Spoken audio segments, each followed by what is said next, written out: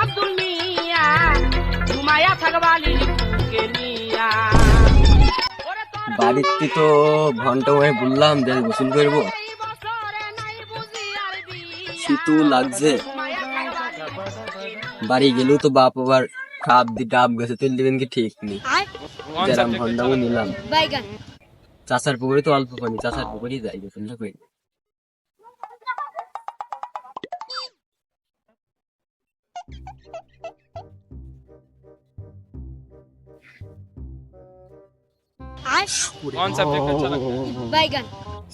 পানি তো সেই ঠান্ডা। अच्छा গোসল কাজ করবো ठीक है না কাল করবো?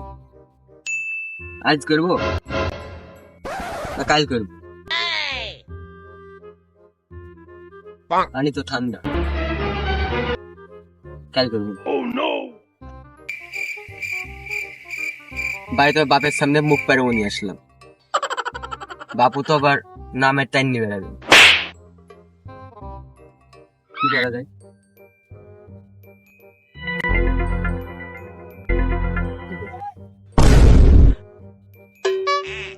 হাতেও তো বলছে কাইল করতে,